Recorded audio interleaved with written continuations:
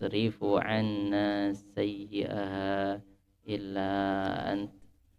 Ayyuhal ahibba ikhwani wa akhwati fillah, kita lanjutkan ngaji kita ya, seminggu sekali atau seahad sekali. Kita sudah memasuki hadis ke-19. Hadis ke-19 dari kitab Al-Jami' As-Sahih ya, yang lebih dikenal dengan Sahih Bukhari. Kita masih berputar di Kitabul Iman, bab minad dini al-firaru minal fitan. Minad dini termasuk bagian dari agama, al-firaru minal fitan, kita menjauhi atau menghindari atau berlari dari fitnah-fitnah. Nah, apa hubungannya bab ini dengan Kitabul Iman? Ya, jadi ad-din di sini agama. Agama ya keimanan. Jadi kadang-kadang keimanan dinamakan dengan agama. Nah, jadi Nabi pernah ngomong kalau mau kawin fadfar bidatid din. Nah, gitu ya. Kalau mau cari pasangan atau jodoh fadfar bidatid din. Cari yang punya agama.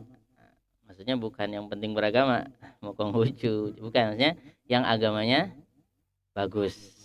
Agamanya bagus itu maksudnya apa? Imannya bagus. Iman yang bagus bukan cuma percaya di hati atau manis di mulut kayak kampanye. Ya, manis di mulut tapi nggak ada prakteknya. Jadi hati oke, mulut oke, perbuatan sama.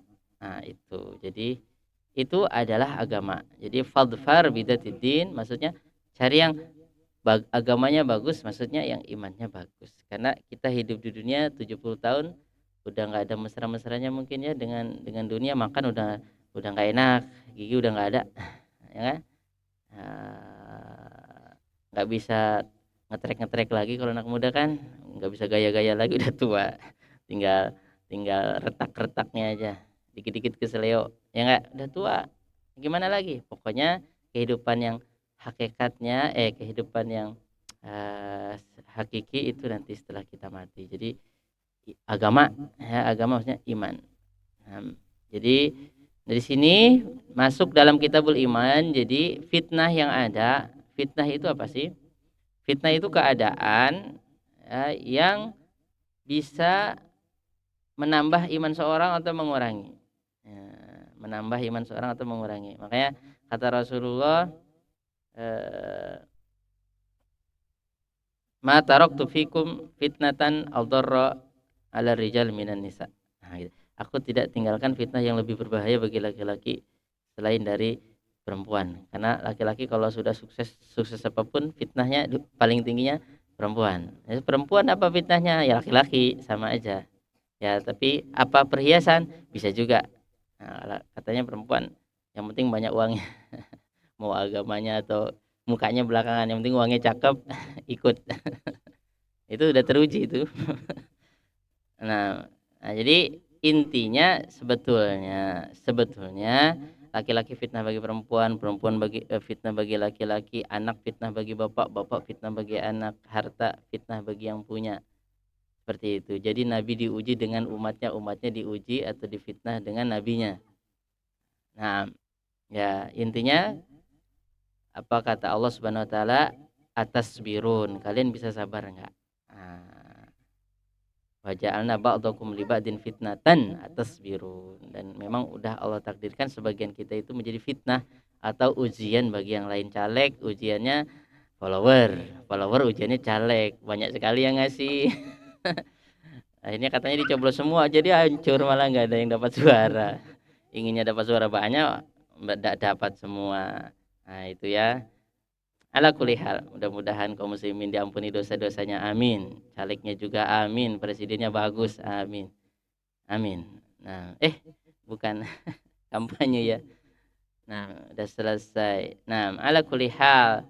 Jadi itu fitnah. Jadi maksudnya ini ada di sini karena memang fitnah itu bisa menambah keimanan, bisa juga mengurangi. Nabi Muhammad diuji dengan umatnya yang macam-macam. Jauh-jauh. Nabi Muhammad diuji sama pamannya sendiri. Jadi yang paling membenci dakwah Nabi Muhammad siapa? Yang menyatakan nggak suka itu justru pamannya, Abu Lahab. Kenapa? Karena pamannya kaya, banyak duit, kaya. Nah, makanya dalam surat Tabat Yada ya diterangkan ma yugni anhu maluhu wa ma kasab, hartanya, usahanya enggak bermanfaat. Nah, lain yang agak pas-pasan seperti Abu Thalib, itu pas-pasan Hamzah. Itu dukung Nabi Muhammad. Nah, Abu Thalib ya enggak kaya-kaya amat. Nah, tapi Abu Lahab itu karena memang dia kaya. Ya, biasanya orang kaya itu sombong, bisa beli semuanya. Ya, bisa menguasai. Memang seperti itu. Jadi harta itu betul-betul ujian. Nah, Firaun mungkin kalau nggak punya apa-apa nggak sombong, karena dia punya tentara, punya kekuasaan, punya segalanya. Pokoknya senggol bacok, siapa yang lawan dia harus dibinasakan. Nah, ya nggak? Coba kalau dia miskin, sombongnya agak berat, tapi parahnya udah miskin sombong pula. Nah, itu berbahaya itu. Nah, intinya jadi fitnah itu keadaan ya para nabi diuji, Nabi Muhammad diuji, naiklah derajatnya dengan umatnya. Ya, Nabi Muhammad bersabar, naik derajatnya. Tapi ada orang itu kalau dapat fitnah justru rontok. Ya, itulah kayak Firaun, fitnah kekayaan, fitnah followernya banyak sekali. Akhirnya followernya nggak mau ya, walaupun itu perintah Allah, ya lebih baik perintah follower daripada rontok follower gitu. Followernya sukanya yang asyik-asyik, joget-joget, ndul-ndul, joget-joget. Jadi kalau nggak begitu, nggak ada lagi yang menghasilkan uang, yang like sehingga nggak dapat apa duit. Nah, itu kan fitnah. Jadi fitnah itu terkadang banyak, terkadang sedikit. Nah, ini maksudnya ketika fitnah banyak sekali, bagi orang yang dimungkinkan imannya bisa rontok, kalau bisa justru menjauhi fitnah. Contohnya nanti di akhir zaman Al-Masih Dajjal itu fitnah yang besar. Kata Nabi jangan diparani, dijauhi. Nah, jadi kalau didekati justru kita nanti bisa tergoda.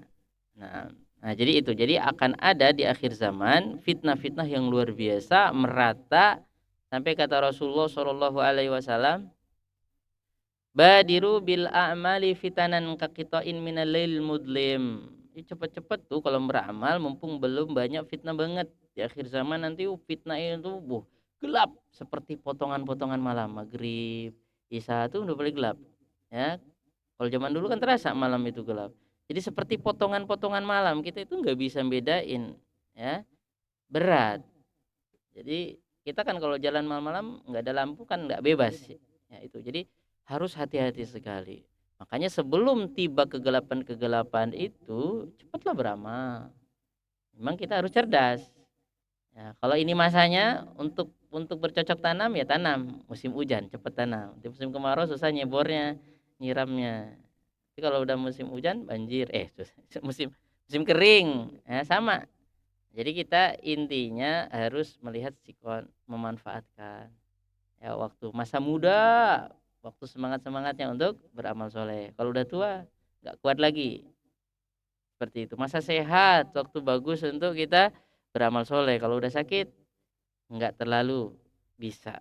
Nah, makanya harus dimanfaatkan sebaik-baiknya. Nah, di akhir zaman akan ada masa-masa yang seperti itu. Kata Nabi, badiru bil a'mali fitanan kaqitain minal lailil mudlim.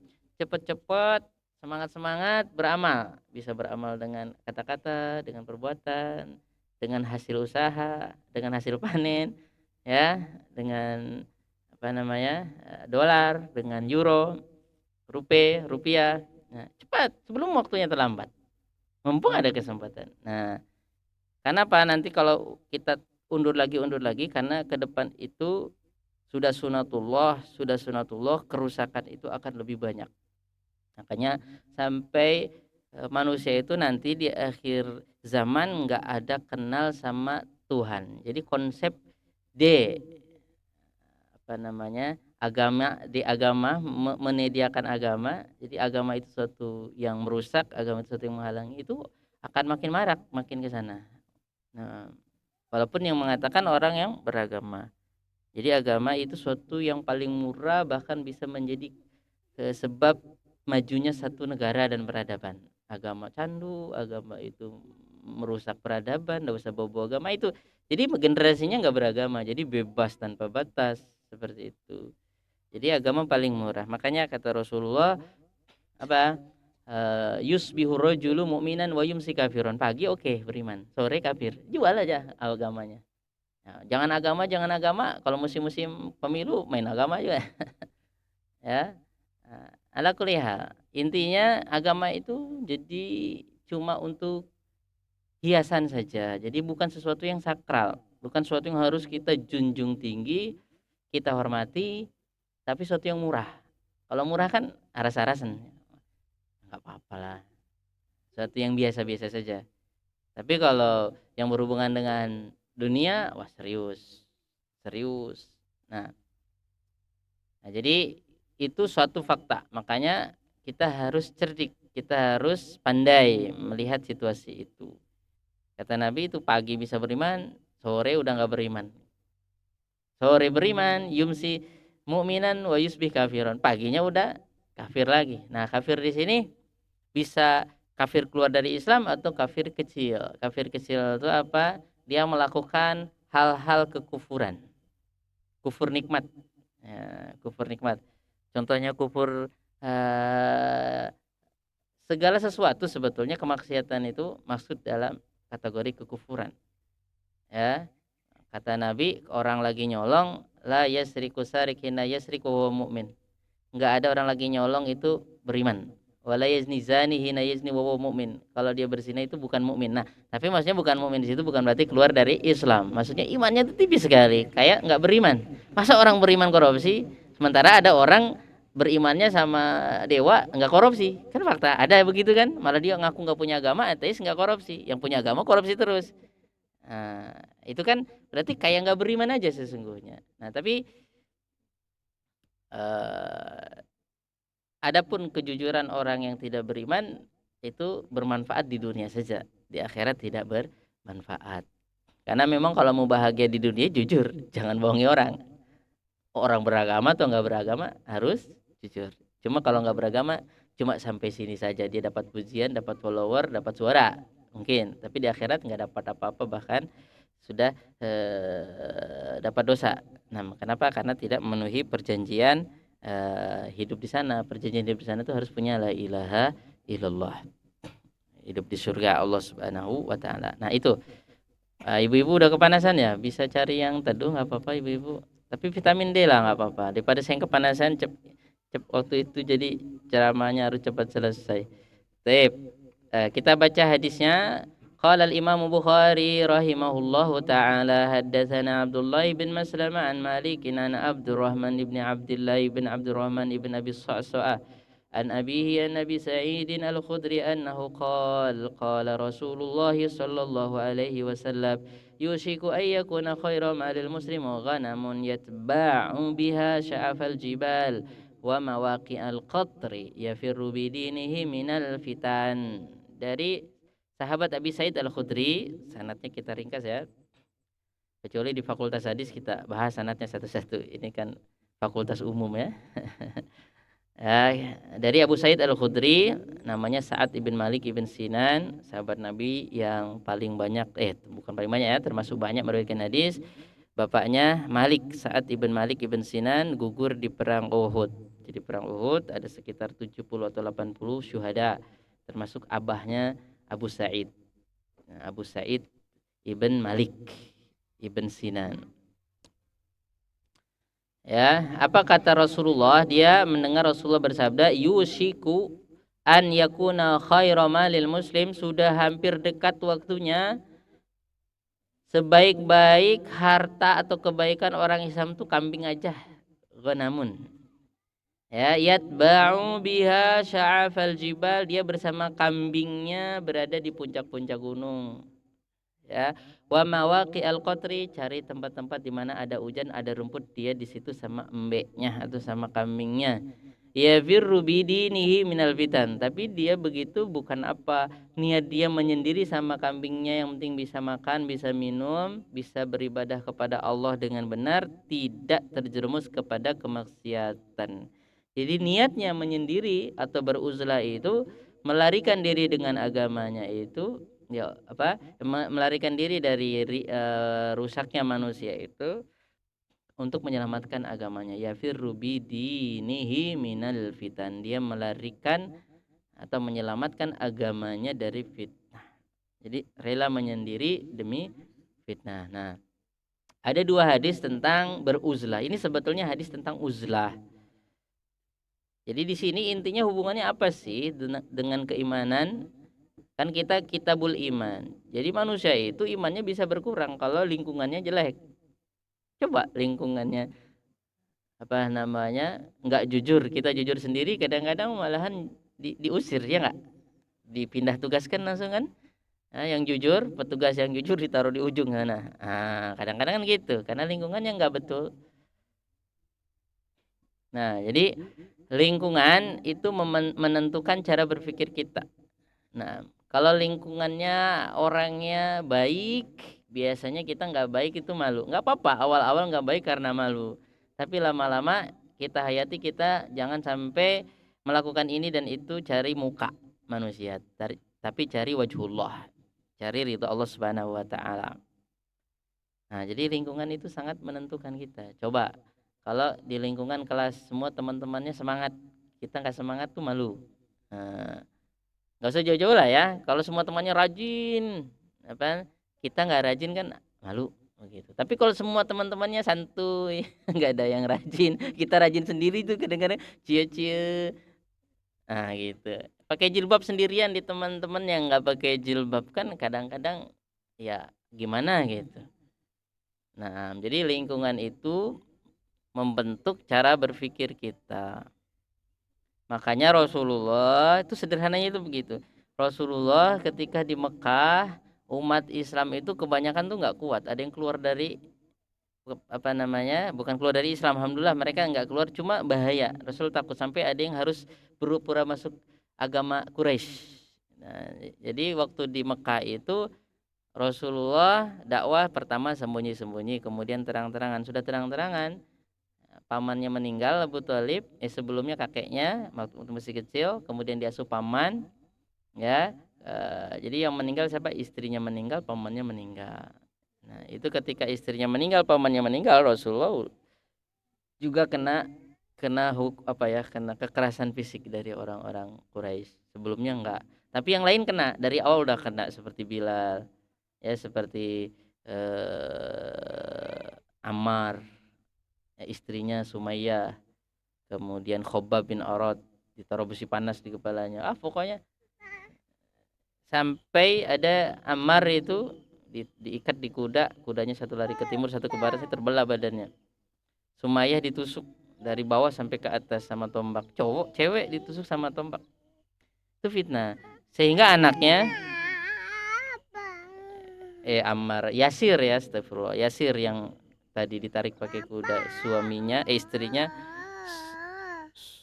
Sumayyah. Apa itu? Mau apa?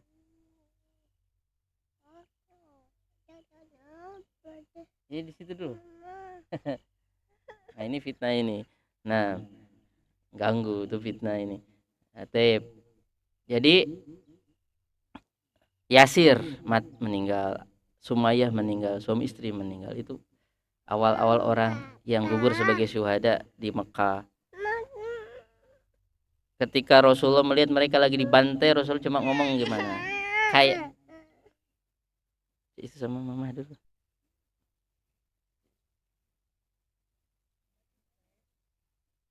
Wah, tuh kan fitnah HP itu fitnah. Makanya gak usah dibeliin HP. Orang tuanya jangan juga. Tapi nggak jadi PNS nanti susah. Taib. Bapak Ibu, ikhwani wa akhwati fillah.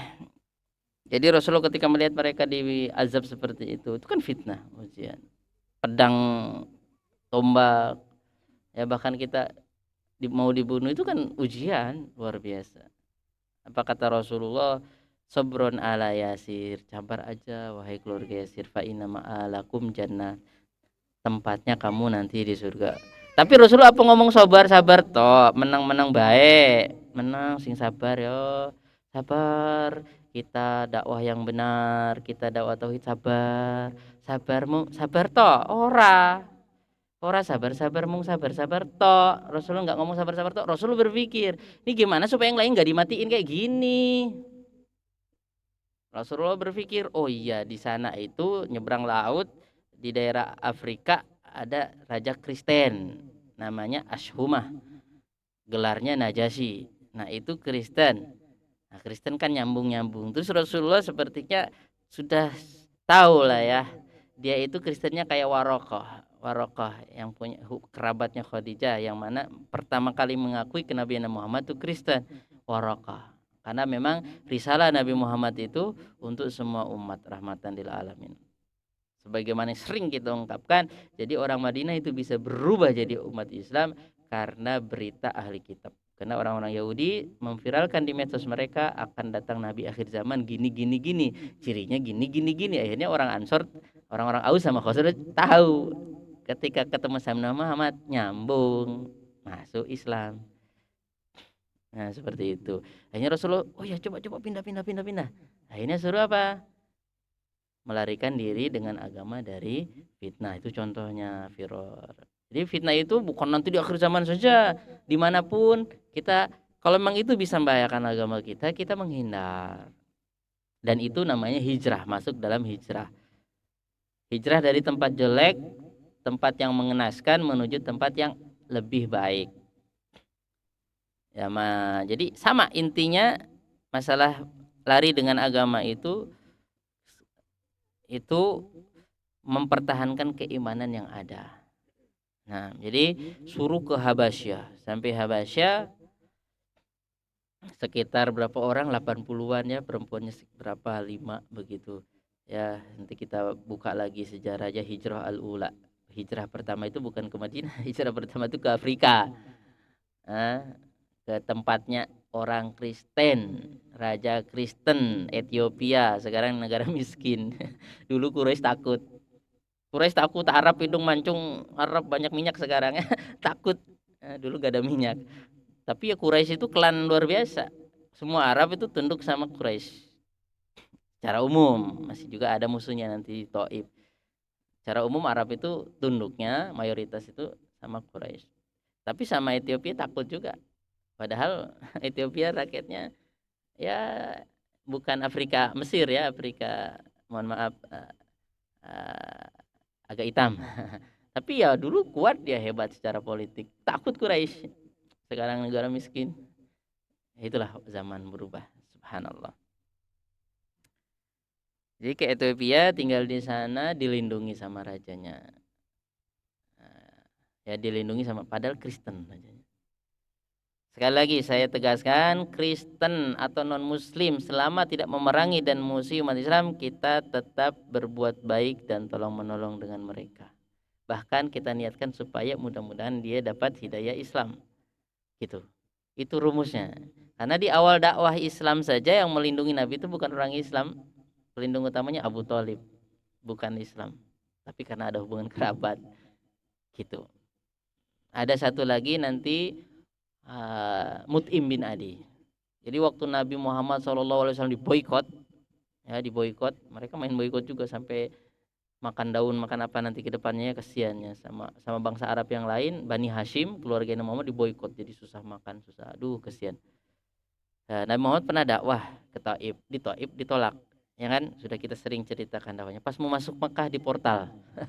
Jadi kayak kita aja kalau mau masuk pasir kan bisa lewat mana gitu, masuk Grogot ada lewat selamat datang di tanah Grogot. Nah, jadi pokoknya pintu-pintu utama dijaga semua di portal. Nah Muhammad udah boleh masuk. Gimana, udah di sana ditolak, mau pulang nggak bisa, mau pulang ke rumah nggak bisa. Nah itu yang membantu Nabi Muhammad, siapa, pembesar Mekah, bukan orang Islam, Mut'im namanya, Mut'im. Jadi Mut'im dengan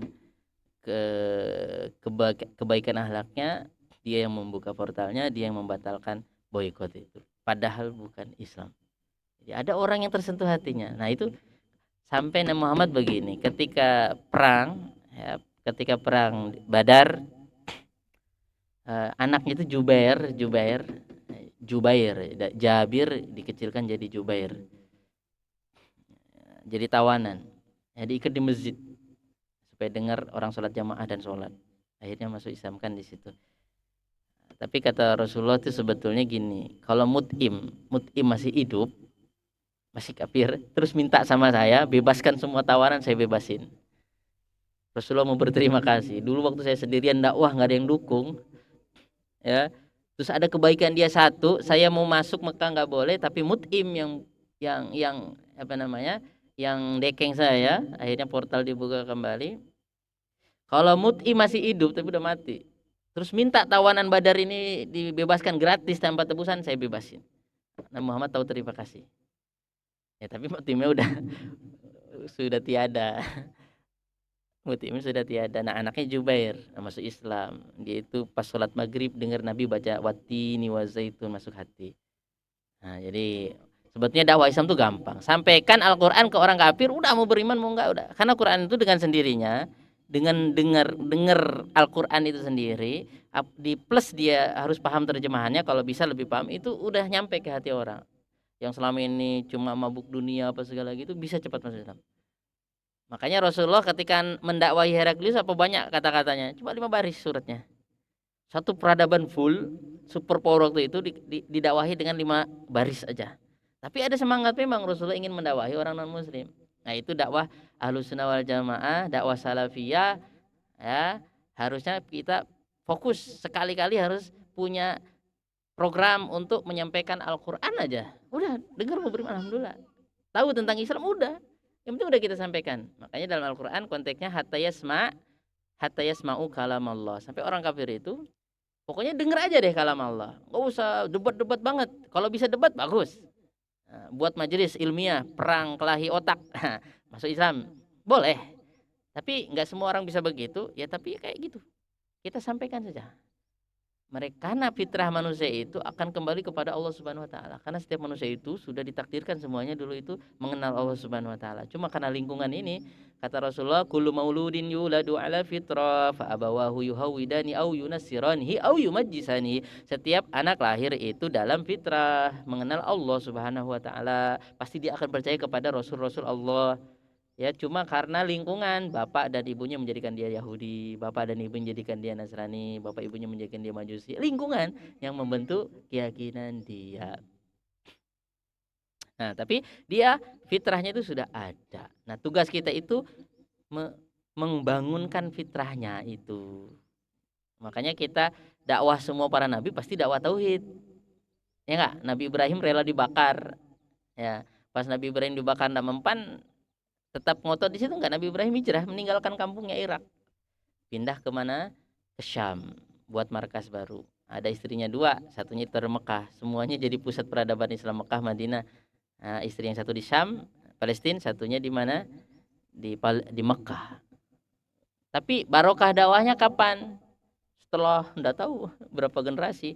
Muhammad bin Abdullah bin Abdul Muttalib bin Hashim bin Adman bin Qusay bin Kilab ibn Murrah ibn Ka'ab ibn Lu'ay ibn Ghalib ibn Fihr ibn Malik ibn Nadar ibn Kinana ibn Khuzaimah ibn Mudrika ibn Ilyas ibn Mudhar ibn Nizar ibn Ma'ad ibn Adnan. Ibn Adnan min auladi Ismail bin Ibrahim. Oh jauh. Sabarlah, nggak apa-apa. Sekarang kita didik anak kita, mungkin cucu kita yang keberapa yang betul-betul akan memberi bonus untuk kita di akhirat. Tidak apa-apa. Nabi Ibrahim habis buat Ka'bah manggil-manggil orang, haji kalau bahasa bebas ya. Naik ke bukit. Wa'adin linnasi fil hajj. Coba umumkan haji untuk manusia. Mana ada manusianya di mana? Di Mekah itu enggak ada manusianya. Enggak ada tanaman dulu. Nabi Ibrahim tapi Allah perintahkan udah bismillah buat tinggikan kembali, seru manusia, Allah sampaikan dakwahnya. Alhamdulillah sekarang Masjidil Haram kota paling makmur sedunia. Paris ya sepi-sepi mungkin, tahun baru aja rame. Prancis. Tempat Indomaret kadang-kadang tutup kalau malam. Ada juga yang 24 jam tapi sepi juga kalau malam. Nggak ada orang tua belanja-belanja kan. Nah, udah malam tidur Masjidil Haram. Bapak mau tawaf, malam agak sepi. Semua orang mikir gitu. Dia keluar malam semua. Penuh. Engkau lah bengi-bengi. Semuanya mikir gitu cari yang sepi. Mau bengi mau siang nggak ada berhenti kecuali kemarin pas ada corona yang tawaf ya orang dalam aja. Tapi itu tempat termakmur. Tidak sia-sia dakwanya Nabi Ibrahim dan anak cucunya di situ Nabi Ismail. Oh, ribuan tahun. Gak apa-apa sekarang kecil. Nah, SDI TZ bin Sabit kecil. Tapi mungkin enggak usah ribuan tahun mudah-mudahan.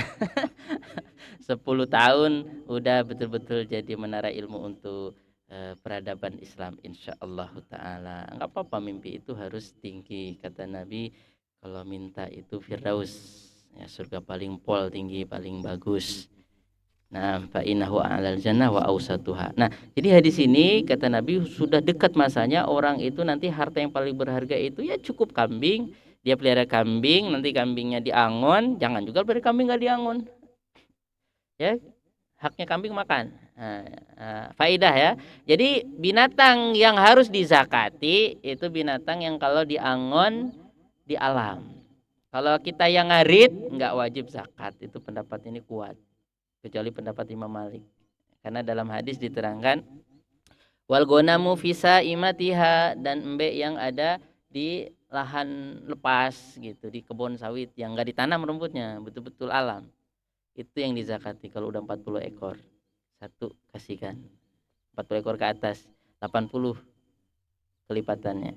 Kalau kambingnya ditaruh di kandang, kita ngarit atau nanam jukut, nanam rumput, itu nggak wajib zakat. Tapi kalau kambingnya mau dijual beli berarti masuk ke dalam barang jual beli. Nah itu ya bapak-bapak. Kira-kira kalau di sini ya mungkin ada ya sebagian orang pelihara sawit orang mana itu sapinya dilepas di alam. Nah itu bisa itu nak zakat karena itu masuk saimah. Tapi kalau kadang-kadang kita ngarit, kadang-kadang dilepas gimana? Ya dilihat paling banyaknya. Kalau kebanyakannya itu mayoritas kita angon di alam, ya berarti dizakatin. Kalau mayoritasnya diaritkan, kita yang ngarit, kita yang buat makanan organik apa itu yang nggak usah ngarit katanya itu mahal juga kan? Dari ampas atau dari damen apa nggak tahu. Berarti nggak usah dizakati untuk zakat embe, tapi dia masuk zakat apa namanya jual beli kalau dijual beli. Kalau jual dipotong sendiri makan dewek, nggak dijual belikan. Nah itu ya faidah. Jadi pendapat itu kuat karena dohir hadis wal gonamu fisa imatiha. Saimah itu di lahan lepas begitu, ya nggak diaritkan. Tapi kata sebagian ulama Imam Malik termasuk ya penyebutan kambing yang lagi diangon di alam itu bukan harus kambing seperti itu. Pokoknya semua kambing karena zaman dulu rata-rata diangon gitu. Zaman sekarang aja karena teknologi sains jadi nggak usah diangon, ya nggak? Insya Allah. Tapi kalau Bapak Ibu mau ikut pendapat ya walaupun nggak saya angon, saya makanannya saya aritkan atau saya tanam rumput mau dizakati bagus. Bagus, nggak apa-apa itu, insya Allah bagus, karena itu pendapat juga kuat juga. Nah itu faidah. Jadi no kambing, jadi dia sama kambingnya di gunung-gunung cari rumput, nanti ya tetap ibadah, bukan ke pedalaman malah nggak ibadah, justru kita mau menyendiri itu mau ibadah, mau bertafakur supaya terselamatkan agamanya. Tapi kata para ulama, kalau kita hidup di tengah-tengah masyarakat kita masih bisa mewarnai dan kita justru bermanfaat itu lebih bagus karena dalam hadis ya al mu'min alladzi yukhalitun nas wa yasbir ala adahum khair. Orang Islam yang sama manusia rame-rame ya campur baur sama manusia yang macam-macam walaupun dia tuh kegesek-gesek juga, bisa difitnah, bisa dimacam-macam gitu, dituduh macam-macam tapi dia tetap menyampaikan yang benar, itu lebih bagus. Yang penting sabar dan dia bisa bermanfaat untuk orang lain. Tapi kalau dia dimungkinkan dia yang tumbang, enggak apa-apa dia yang ngalah gitu. Tapi makanya kita dilihat keadaan kita. Kalau kita nggak sanggup, Contohnya di tempat kerja aja, perusahaan gajinya besar, tapi kemungkinannya agama kita bisa kegesek-gesek banget ini. Keluar aja cari yang halal. Bisa pelihara kambing, bisa buat makanan, bisa rongsok, apalah ya, bisa apalah. Dilihat saja. Jadi ini bukan untuk akhir zaman banget, tapi memang secara umum di akhir zaman agama umat Islam itu lemah walaupun banyak. Rasulullah bangga dengan banyaknya umat Islam, tapi Rasulullah juga ngasih tahu bahwa umat Islam itu suatu saat apalagi di akhir zaman tuh banyak, tapi kualitasnya menurun. Nah, dalam hadis lain, ibu-ibu udah kepanasan. Kita biasanya sampai jam berapa? 8.30 ya. Masih ada ibu-ibu siap-siap tak kepanasan. Masih 8.11 ibu-ibu.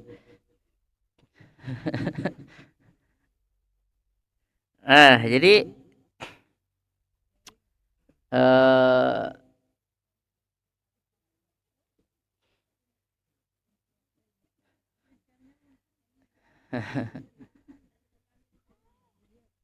Rasulullah itu sering ngomong begini, ibu-ibu. Yusiku, udah hampir dekat masanya. Yusiku, yusiku. Itu sebagai bentuk sayangnya Rasulullah sama kita. Walaupun Rasulullah tahu itu nggak ngomong ke kita langsung, tapi Rasul yakin kata-katanya itu pasti akan dijaga, disampaikan, di forward kepada umat selanjutnya. Karena umat Islam itu kompak. Ada ulama riwayah namanya ulama hadis. Nah, jadi apa pesan Rasulullah sampaikan lagi, bapak ke anak, anak ke anaknya, itu terus sampai kita. Nah, gitu. Jadi Islam itu sangat menjaga perkataan Rasulullah. Makanya ada ulama dari kecil sampai mati ngurusin hadis saja, termasuk Imam Bukhari. Ya membuat ini tuh 16 tahun proyeknya dia. Kumpulin keliling dunia sebagaimana yang di awal-awal Sahih Bukhari, innamal amalu binniyat, satu hadis dia kumpulkan dari sekitar 6 guru dari berbagai provinsi kalau kita. Demi memastikan lafadznya mungkin ada beda-beda dikit tapi masih satu lah. Memastikan. Itu penelitian yang luar biasa. Kalau kita kan perlu modal. Kampanye itu kan keluar daerah belum modal. Imam Bukhari mengumpulkan data. Jadi umat Islam itu ilmiah sekali.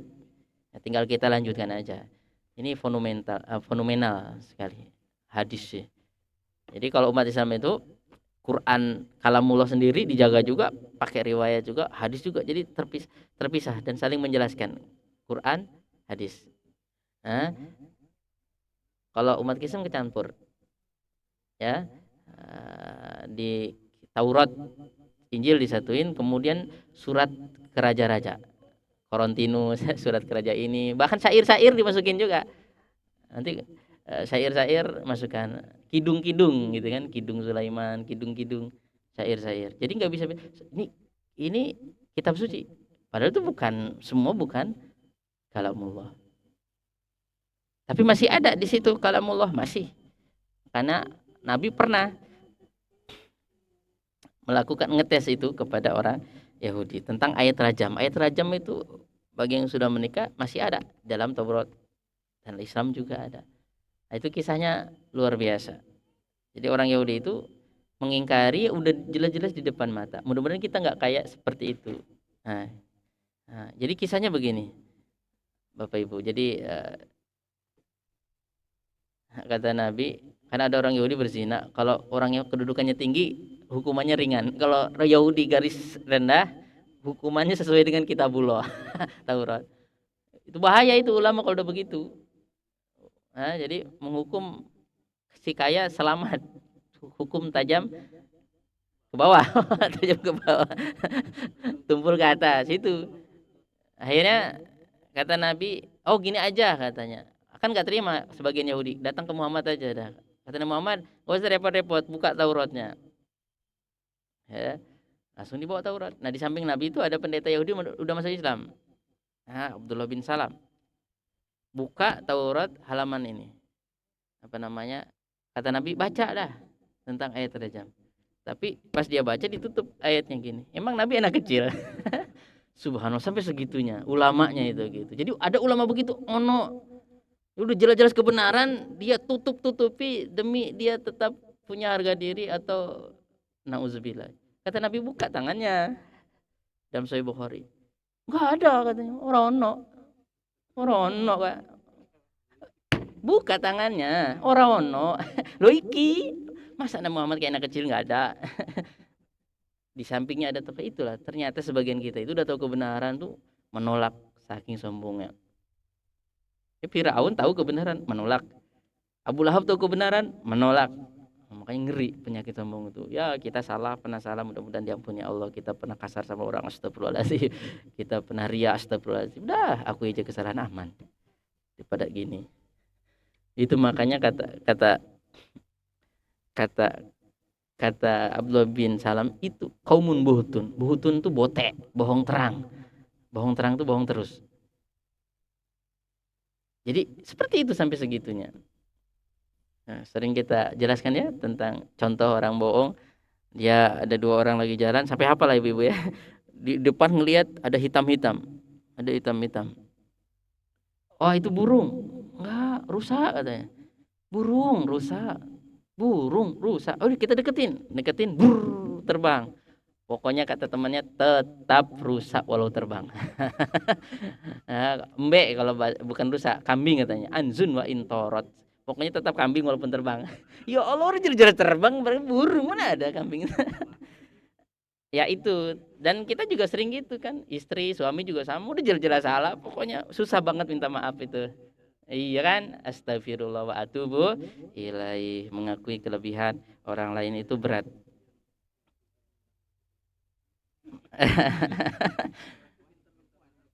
Iya, astagfirullahalazim. Astagfirullah. Ya intinya hadis ini iman kita itu harus dijaga. Jangan enggak dijaga. Jadi kalau kita punya emas itu kita jaga, Bapak-bapak, Ibu-ibu, dijaga kan? Ya, supaya enggak hilang atau enggak berkurang begitu. Pokoknya kalau sesuatu yang berharga itu kita jaga, ya enggak? Mobil mewah kesenggol dikit, kira-kira marah enggak? Keluar pistol kadang-kadang kalau di jalan raya itu yang punya pistol. Ya, mobil mewah. Saya pernah dulu pelengnya aja kegesek itu waktu masih di Al Irsyad Surabaya dulu. Jadi ngambil air kan dari sumur. Terus ada mobil orang sampingnya. Kena pelengnya. Untung nggak dibacok. Marah dia. Iyalah saya salah ya. Karena mobil mewah kan mahal pelengnya. Ya itulah manusia. Pasti kalau barang mewah itu disayangi ya nggak? Dijaga, dirawat. Nah, sama iman itu barang mewah. Makanya anak-anak jangan sampai nggak beriman. Keluarga kita jangan sampai nggak beriman. Nah, doanya Nabi Ibrahim ya kan? Nah, Robi ja'alni muqimas shalah wa min dzurriyyati. Nabi Ismail rajin sholat, dia sendiri enggak, keluarganya rajin sholat. Segera wakana ya'muru ahlahu bisolah. Nabi Ismail nyuruh keluarganya sholat. Makanya keluarga paling rajin sholat ya keluarga Nabi Ismail, termasuk Nabi Muhammad rajin sholat kan, keturunan Nabi Ismail rajin sholat karena pesan nenek moyang itu. Bukan sekedar pesan raja ini ke tahta kita pertahankan, tapi sholat pertahankan sampai ke zaman Nabi Muhammad, keturunan Nabi Ismail rajin sholat, Nabi Muhammad tuh tahajudnya masya Allah. Nah itu pun dakwahnya Nabi Ibrahim tadinya tingkat keluarga aja. Wa kana ya'muru ahlahu bis-sholati waz-zakah wa kana inda rabbih mardiyya. Nabi Ismail tuh jadi nabi itu ya, shodiqul wa'di, kata-katanya jujur. Dia itu nabi, ciri khasnya wa kana ya'muru ahlahu bis-sholah, nyuruh keluarganya sholat, zakat. Ya kayak amalan biasa aja. Tapi ya itu pengaruhnya besar. Kalau orang sholatnya bagus, jadi DPR bagus ya. Jadi rakyat juga bagus, ya nggak? Iya. Jadi presiden juga bagus, jujur. Gitu. Calon presiden juga jujur, nggak mau curang. Nah, begitu. Kalau sholatnya bagus, mudah-mudahan kita sholatnya bagus. Jadi perintah itu kayaknya terlalu pribadi deh. Enggak, itu pengaruhnya besar untuk peradaban.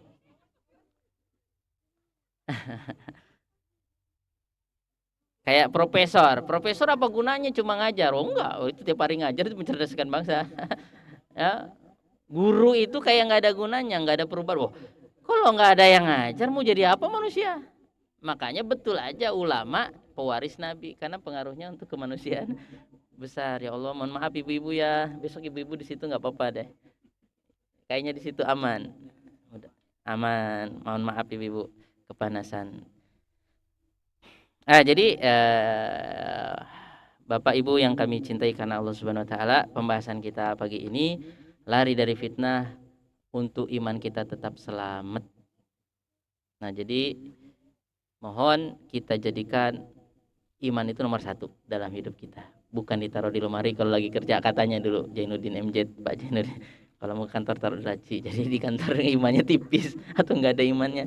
Akhirnya jahat sama anak buahnya, kasar ya, nendangin anak buahnya, nah, atau justru ngambilin uang anak buahnya atau rakyatnya, menyalahgunakan. Mudah-mudahan kita diampuni Allah Subhanahu wa taala. Jadi iman itu yang mahal, yang berharga kita bawa terus, kayak HP lah ya. Kalau nggak bawa HP repot, mau SMS, m-banking, mau bayar duit, bayar apa, HP-nya dibawa ya. Jadi kan keimanan itu seperti itu kalau bisa, bukan kalau bisa, mudah-mudahan bisa, karena kita semangat belajar di sini itu. Jadi kita mau ke hutan, ke pedalaman itu bukan mau macam-macam, mau menyendiri itu bukan mau macam-macam. Nabi Ibrahim menyendiri, Nabi Muhammad menyendiri, bukan mau macam-macam, justru mau mengatur strategi agar kita selamat. Kalau bisa menyelamatkan diri kita dulu, baru keluarga kita, baru orang lain. Nah, itu inti dari pembahasan kita hari ini. Jadi saking pentingnya ini solusi penting untuk mengatasi kerusakan akhlak yang ada di bangsa Indonesia. Nah, langsung ya, bukti nyatanya gini aja. Jadi kita harus punya lingkungan yang bagus, kampung bagus. Ada kampung Inggris ya, enggak? Semuanya harus ngomong bahasa Inggris. Akhirnya bisa bahasa Inggris. Yang di Bali akhirnya bisa bahasa Inggris, tukang jualannya apa, no sweet no pay. Nggak manis gak usah bayar. Jualan buah, no sweet no pay, yang ngerti aja. So sweet, sangat manis. Nah, jadi lingkungannya membuat dia bisa bahasa Inggris, akhirnya bisa bahasa Inggris. Ya, lingkungannya bisa membuat dia ahli menunggang kuda, bisa nunggang kuda. Nah, makanya ini salah satu solusi untuk bahasa Indonesia, untuk perbaikan akhlak. Lingkungan itu diperbaiki, harus ada lingkungan percontohan di situ untuk memperbaiki moral. Masih ingat kisah orang yang ini terakhir ya, orang yang senggol bacok. Orang senggol bacok, emosinya itu tinggi banget, tersinggung dikit dimatiin itu orang yang nyinggung dia. Bukan disemprot, bukan dilaporkan ke pihak yang berwajib, dimatiin. Senggol bacok, tersinggung bacok. Ada orang begitu, ada. Itu kan enggak bagus orang begitu. Tapi ada. Jadi ada orang udah bunuh 99 orang saking suka emosi. Datang ke Pak Ustadz. Nah, udah kita bahasa bebas saja ya, nggak usah bahasa Arab. Nah, jadi dalam hadis terangkan, saya mau tobat Pak Ustadz, tapi saya sudah bunuh 99 manusia. Wih, banyak kali dosa kau. Kalau bahasa bebasnya, mana bisa diampuni? Udah banyak sekali orang manusia loh dibunuh 99. Udah nggak ada. Susah tobat. Marah dia, tersinggung. Digenapin 100 dia, ustadznya dibunuh 100. Tapi dia masih di hati kecil dia itu tetap mau tobat. Akhirnya datang ke ustadz yang lain. Pak Ustadz, saya udah bunuh 100 orang Pak Ustadz. Bisa ke tobat Pak Ustadz? Bilang siapa nggak bisa. Dosa sepenuh apapun ya, kalau dalam hadis kursi ya, dalam hadis kursi, hadis terpisah, kata Allah Subhanahu wa taala, ya ibadi, wahai hambaku, lau ataitum, sana kamu datang bikurobil ardi khotoya, kamu kemudian datang menghadapku dengan sepenuh bumi ini dosa sepenuh bumi, saking banyaknya dosanya. Summa ataitani la tusyrik bi syai'a, kemudian engkau datang enggak berbuat syirik kepadaku, ada kesempatan dosanya hilang. La ataituka bi qurabiha maghfirah, Allah juga berdatangkan sepenuh bumi ampunan. Makanya jangan sampai kita berbuat syirik yang membuat kita keluar dari Islam. Nah, karena tauhid itu bisa menghapuskan dosa. Jadi jangan putus asa. Jadi intinya kata ustadz yang satunya, bisa. Bilang siapa nggak bisa, gini aja. Kamu sekarang pergi ke desa itu, orangnya baik-baik. Akhirnya semangat ya ke desa sana, memperbaiki diri. Sebelum sampai finish desa tersebut, mati dia. Belum aja ketemu ya, belum sowan, belum sholat sana, udah mati duluan, belum sampai. Akhirnya apa? Allah perintahkan malaikat rahmat yang menang, karena ada perselisihan antara malaikat adab dengan malaikat rahmah. Ini ikut mana? Belum sempat ibadah kok udah mati nih. Kata, kan udah tobat. Kata malaikat adab aja, ini jatah saya. Itu bahasa bebas sudah. Kata malaikat rahmah, enggak, dia udah tobat. Oke, kita ukur ya mana maksimalnya.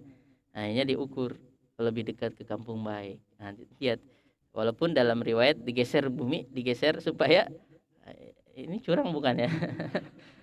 Ini rahmat Allah Subhanahu wa taala, bukan curang. Ini rahmat Allah. Jadi bumi, malaikat tuh mendukung orang mau berbuat baik bersama. Ketika ada orang baik meninggal, Sa'ad bin Mu'ad, arsy Allah bergoncang. Ihtazza arsyur rahman bisati Mu'ad. Jadi alam itu suka sama orang yang beriman. Seperti itu. Karena alam itu ya makhluk Allah Subhanahu wa taala. Tapi jangan nyembah alam.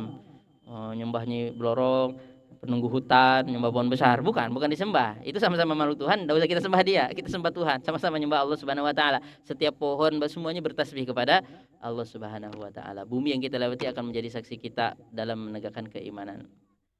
Nah, jadi itu inti dari pembahasan kita hari ini. Mohon kita lihat lingkungan kita, keluarga kita. Nah, kita jaga supaya imannya tidak merosot.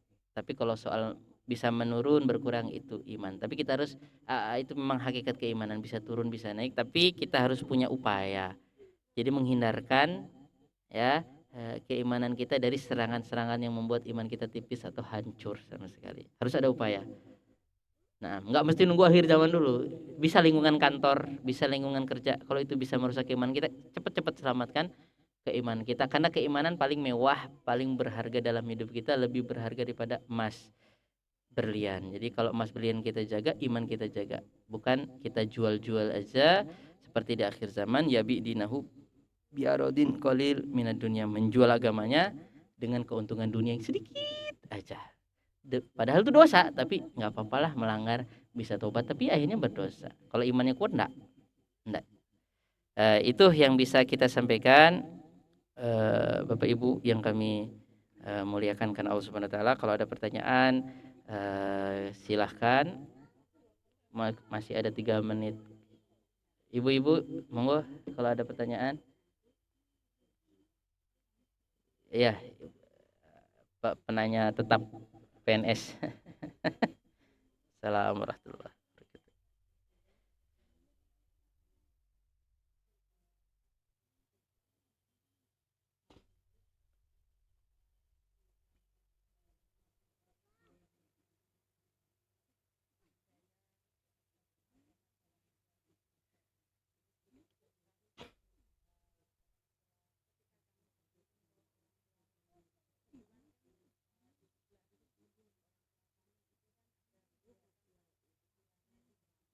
Ya.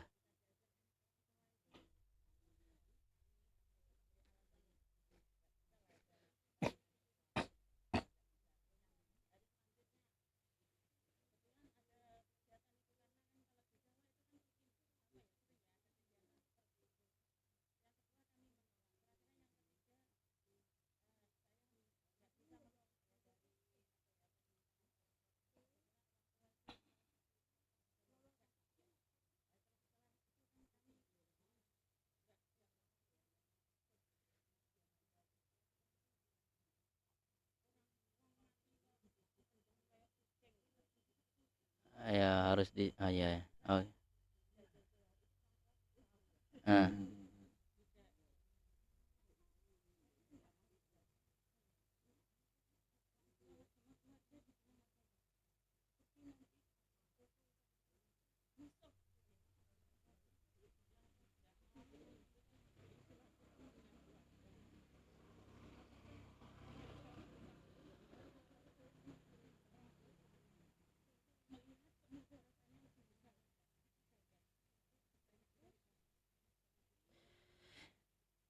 Waalaikumsalam warahmatullahi wabarakatuh. Jazakumullahu khairan. Pertanyaannya, jadi kita itu ingin berbuat baik sama keluarga, sama orang tua, dan itu perintah. Jadi kalau kita ingin panjang umur, barokah umurnya, rezekinya juga banyak dan barokah, falyasil rahimahum, menyambung silaturahim. Silaturahim itu ada 2, rahimuddin sama rahimun nasab. Rahimuddin itu kita nggak ada hubungan nasab secara langsung, tapi ketemu di Nabi Adam. Ketemu kita di Nabi Adam, tapi nggak ada yang secara syar'i seperti yang hal ini kerabat ya, yang sangat lebih berhak kalau kita berbuat baik, itu nggak ada Ya kayak kita dengan orang Islam di Afrika gitu, itu ada kata para ulama itu masuk rahim juga, boleh kata-kata silaturahim tapi rahimuddin, rahim agama. Nah, karena kita satu agama terkadang ini lebih kuat. Nah, kemudian rahimun nasab seperti bapak, ibu, adik, ya paman, ya bibi. Nah, itu kita sangat ditekankan apalagi satu agama. Nah, intinya sama, selama itu kemungkaran kita nggak boleh taat. Nah, termasuk mengikuti kemauannya, kalau itu kemungkaran kita nggak boleh taat. Nah, nggak boleh taat. Nah, terus kalau sudah begini katakanlah itu kemungkarannya dan itu udah dikatakan sama para ulama sebagai kemungkaran. Walaupun sebagian ada yang mengatakan bukan kemungkaran, terus kita memilih itu nggak apa-apa. Jadi kita nggak salah. Tetapi kita jangan berhenti di situ. Nah, saya langsung buka aja ya. Jadi biar tahu pendapatnya gini. Jadi kalau habis meninggal, namanya kalau Nabi Muhammad meninggal, para sahabat meninggal, ya udah ya baca Bismillah ala milati Rasulullah, dikubur, kemudian didoakan. Pas selesai mengubur, masing-masing berdoa. Pas masukkan ke kuburan bacanya apa? Bismillah ala milati Rasulullah. Itu justru kadang-kadang nggak dilaksanakan, itu sunahnya Bismillah ala milati Rasulullah, kepalanya duluan. Nah, terus adzan di kuburan. Adzan di kuburan itu seperti Ibnu Hajar Haythami Asy-Syafi'i, ulama Syafi'i itu mengatakan bid'ah. Bukan ulama Hanabilah, ulama Syafi'i mengatakan kalau adzan di kuburan, sebagian ulama mengatakan sudah masuk kategori bid'ah mungkarah. Nah, walaupun adzan baik ya, adzan baik tapi Rasul tidak mencontohkan. Nah, seperti itu. Itu yang pertama. Ada yang mengkiaskan baru lahir diadzanin, nanti kalau meninggal juga diadzanin. Adzan ketika bayi lahir tuh lemah hadisnya. Sebagian ulama membolehkan, oke lah kalau pas baru lahir kita, karena sebagian ulama betul-betul membolehkan, nggak kalau yang ini masalahnya sudah nggak ada hadis yang mengarah ke sana tapi palsu. Paling kuat kias, dan sudah ada ulama mengatakan itu kemungkaran. Ya, kalau itu kemungkaran nggak usah kita laksanakan. Rasulullah nggak begitu. Jelas Rasul nggak begitu. Para sahabat jelas nggak begitu. Adapun talqin di kuburan, wahai fulan, apabila datang kedua malaikat bertanya siapa Tuhanmu, jangan takut, jangan gentar, katakan itu ada hadisnya. Hadis riwayat Imam Tabrani dan lain-lain, hadisnya lemah sekali. Nah, sebagian ulama mengamalkan, tapi sebagian ulama mengatakan sebaiknya nggak usah diamalkan. Jadi nggak salah seandainya nggak ngadanin, kenapa? Karena jelas-jelas salafus soleh, Rasulullah, para sahabat jelas nggak melakukan itu lebih selamat. Tapi seandainya ada yang begitu, ya talqin itu sebagian ulama mengatakan itu sudah masuk kategori bid'ah, sebagian enggak, tapi sebaiknya jangan dilaksanakan. Nah, udah, sudah saya kasih tahu pendapatnya. Karena memang nanti kalau kita buka-buka buku fikih ada yang mengatakan boleh talqin, enggak masuk kategori bid'ah. Tapi kalau adzan bid'ah, ada yang menyatakan langsung bid'ah mungkar. Jadi enggak usah dilaksanakan. Nah, termasuk ngumpul-ngumpul habis kematian. Ini langsung dibuka aja ya. Jadi, tapi kita mencintai saudara kita se-Islam. Nah, biasa berbeda pendapat. Nah, jadi adapun berkumpul habis kematian, kebanyakan ulama ya, Hanabilah, Syafi'iyah, Hanafiyah berkumpul habis orang meninggal di rumahnya, apalagi ada makan-makannya, termasuk niyahah. Niyah itu meratap. Itu nggak boleh makan-makan. Seperti itu. Nasnya jelas. Nah, karena itu bukan pesta. Kalau makan-makan itu tempatnya walimah. Walimah itu memang makan-makan, senang-senang. Bahkan boleh pakai tabuh-tabuhan, rebana. Ya Kak, itu walimah. Ini bukan walimah, ini kita orang habis meninggal itu supaya menghibur. Menghibur bukan begitu caranya. Justru Rasulullah melarang untuk kita kumpul-kumpul di tempat orang habis meninggal.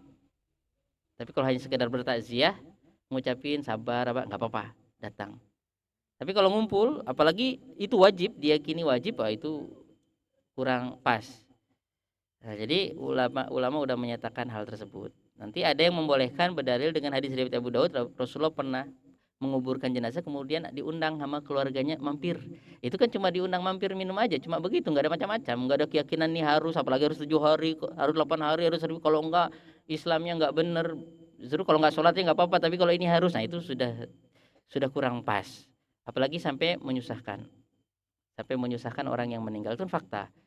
Jadi malah habis meninggal malah susah, repot, harus ini harus itu. Padahal Islam memudahkan. Kalau mau berdoa boleh. Kita doakan dari rumah masing-masing, setiap keluarganya yang di Jerman mendoakan, dan doakan gak usah harus ada makanannya, ngumpul sama-sama. Nah, jadi para ulama mengatakan kunna na'uddu al-istima fi ahlil bait niyahah. Kita menganggap ngumpul-ngumpul di tempat orang kematian itu termasuk niyahah. Niyahah itu meratap yang nggak boleh dalam Islam. Jadi kalau orang habis meninggal ya udah kita doakan, kita bantu beras, kita bantu uang, udah kita doakan. Kalau dia ada perlu apa kita datangi. Jangan ngumpul-ngumpul lagi. Itu namanya memperbaharui kesedihan, tapi niatnya menghibur. Niatnya menghibur justru jatuh kepada larangan. Seperti itu. Nah, justru kalau ditinggalkan dia akan menghadapi itu dan dia harus bersabar. Ada takziah namanya. Takziah silahkan takziah ke rumahnya mengucapkan innalillah wa inna ilaihi rajiun lillahi ma akhadha wa lahu ma ata semua milik Allah. Sabar ya. Mudah-mudahan Allah ganti yang lebih baik. Kasih uang. Nah, itu. Seperti itu. Boleh kita ke sana, tapi kita nggak ngumpul di sana. Karena ulama udah menyatakan itu. Terus kalau seandainya kita menghindari acara itu boleh, tapi kita tetap baik. Gitu. Nah, terus bagi yang mengatakan hal itu nggak apa-apa, itu kan kita niatnya berkumpul situ membaca takbir, tahlil dihadiahkan kepada yang udah meninggal. Boleh, sebagian ulama membolehkan baca Quran, baca tahlil la ilaha illallah subhanallah bihamdi subhanallah. Pahalanya dihadiahkan kepada orang yang udah meninggal. Boleh sebagian ulama. Ulama Hanabilah membolehkan. Cuma jangan dikhususkan di waktu itu dan berkumpul di tempat orang meninggal. Silakan dari rumah masing-masing membaca Quran Al-Baqarah, pahalanya untuk tetangga saya yang mati monggo. Tapi kalau bisa untuk kita aja dulu apa namanya? Kalau kira-kira ngumpul-ngumpul di situ nggak dikasih apa-apa keringan gimana? Berita besar malahan ya itu malah susah jadinya. Ayo ngumpul yang ikhlas di sini. Kita lagi susah malah harus nyediain makanan. Nah, itu justru jatuh ke dalam larangan. Tapi sekali lagi, bagi yang masih menyelenggarakan hal tersebut, mudah-mudahan Allah Subhanahu wa taala beri kekuatan hati, beri hidayah, tapi saling menghormati sajalah. Jadi jangan paksakan kepada yang lain. Apalagi itu seolah-olah lebih wajib daripada sholat lima waktu. Kalau keluarganya nggak sholat lima waktu biasa aja. Nah, tapi kalau nggak melaksanakan itu langsung diboikot. Nah, itu padahal nggak ada. Sangat tidak ada. Oke, sebagian ulama belakangan membolehkan niatnya untuk kumpul-kumpul kan kita membaca Quran, membaca tahlil, tasbih dihadiahkan dan sebagian ulama membolehkan. Tapi jangan di waktu itu, dikhususkan waktu itu saja. Silakan monggo membaca Quran, dihadiahkan pahalanya. Dari rumah masing-masing, nggak mesti harus makan-makan bareng. Itu menyusahkan. Nanti ada yang enggak kita nggak merasa susah. Oke, sampai nggak merasa susah, tapi kan satu Rasul melarang itu. Nanti ada yang berdalil dengan Umar Khattab habis ditusuk, kemudian di rumahnya disediain makanan, para sahabat rapat di situ. Nah, itu dalil setelah Umar Khattab meninggal nanti sahabat makan di situ. Itu bukan makan-makan. Itu memang perintah Umar Khattab, pokoknya setelah saya mati kalian harus rapat menentukan presiden berikutnya kalau kita khalifah. Orang-orang ulamanya berkumpul. Nah, kalau ulama ngumpul, betul-betul ulama itu nggak salah milih pemimpin. Tapi kalau yang milih orang yang nggak sekolah atau ODGJ ya siapa yang dipilih nggak tahu. Itu asalnya majelis syuro itu begitu harusnya orang-orang yang bijaksana sehingga nggak salah alamat, anti riswah, anti apa, tetap pilih yang terbaik, yang terhebat untuk mesin Indonesia. Harusnya begitu, bukan semuanya rame-rame. Tapi ala kuliah itu sudah sistem ya. Mudah-mudahan Allah Subhanahu wa taala perbaiki keadaan kita. Nanti dimarahin lagi sama penyelenggara pemilu. Penyelenggara pemilunya dimarahin kalau curang. Taib. Jadi intinya seperti itu. Memang ada dalil sebagian membolehkan. Cuma kalau kita pilih dalil itu dan insya Allah kalau kita tidak hadir dan kita tetap hadir di waktu yang lain nggak ada masalah. Soal dia memutus bukan salah kita, bukan salah kita, bukan salah kita. Sudah kita jelaskan tetap nggak mau ya nggak apa-apa. Tapi kita tetap harus jangankan itu orang tua kita non muslim saja kita harus tetap senyum ramah. Kalau kelebihan uang kita bagi.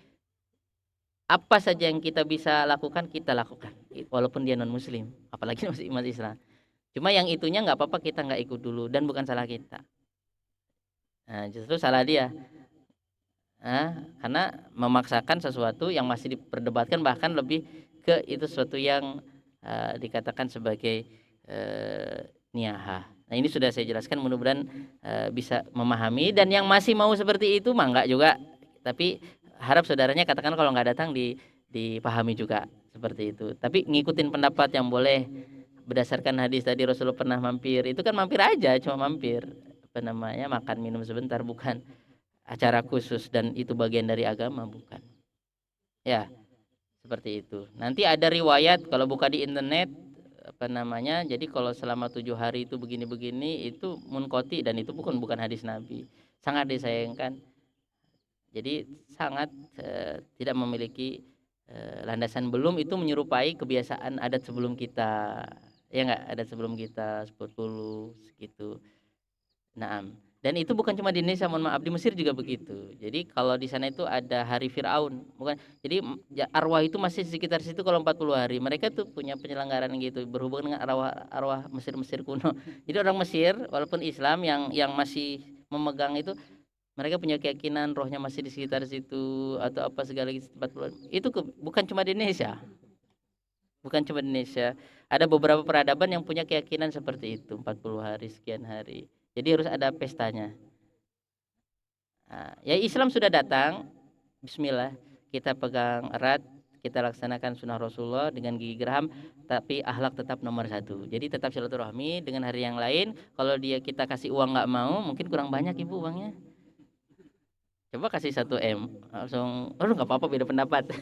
Kita teman, kita harus mempererat tadi silaturahmi. Kadang-kadang memang sebagian orang itu berubah kalau banyak dulu pemberiannya, kalau dikit ya apa, nggak ngefek begitu. Makanya Rasulullah juga pernah ngasih hadiah banyak kepada orang, langsung 40 ekor kambing satu. Berubah manusia langsung. Iya ngefek.